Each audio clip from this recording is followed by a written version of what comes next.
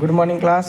आज हम लोग निम्नलिखित रेखीय समीकरण युग्म को प्रतिस्थापन विधि से सॉल्व करेंगे। समीकरण दिया है x प्लस वाई बराबर 14, x माइनस वाई बराबर 4। आइए क्वेश्चन पे थोड़ा जूम करिए। हाँ, ये है आपका इक्वेशन और इसको बोला प्रतिस्थापन विधि से बनाना है। इसको इंग्लिश में हम लोग कहते हैं सब्स्टिट्यूशन मेथड। यहाँ पे आपको दिया है समीकरण 1 और ये दिया है समीकरण 2।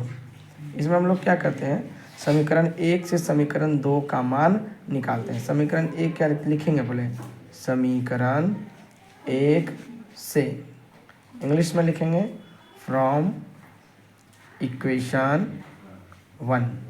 आपका समीकरण 1 क्या दिया है, x प्लस वाई बराबर 14। इधर प्लस वाई है, इसको इक्वल टू के उस साइड ले जाएंगे तो क्या हो जाएगा 14 माइनस वाई। अब ये जो आपका बनकर तैयार हो गया, ये हो गया समीकरण 3, इक्वेशन 3 हो गया ये। हम लोग क्या करते हैं, समीकरण 3 का मान हमेशा याद रखेंगे, समीकरण 2 में रखेंगे। समीकरण 3 का मान समीकरण 2 में रखने पर substituting the value of equation 3rd in equation 2nd। हम लोग क्या करेंगे, समीकरण 3 का मान समीकरण 2 में रखेंगे हमेशा। समीकरण 3 2 आइए पढ़िए क्या लिखते हैं, x माइनस वाई बराबर 4। ये आपका समीकरण 2 है। अब x के बदले हम लोग लिख सकते हैं 14 माइनस वाई।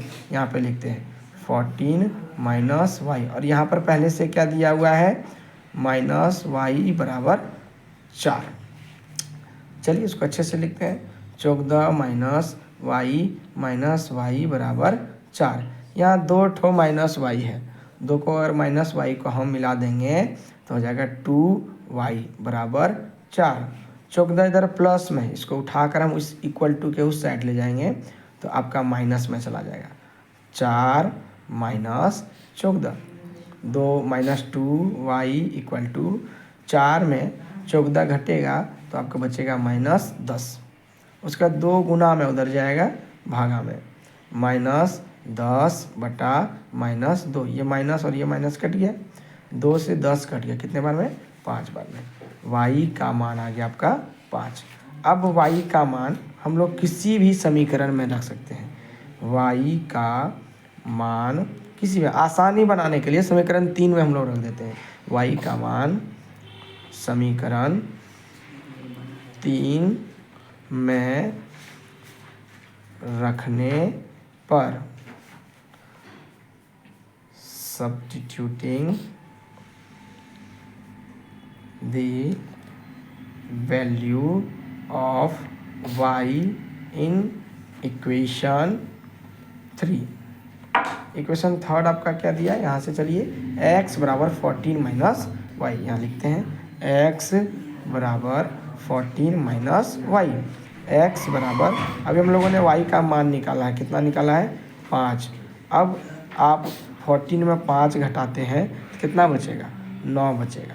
देयरफॉर हम लोग कह सकते हैं x का मान आ गया 9 और y का मान आ गया आपका 5। ये हो गया आपका आंसर।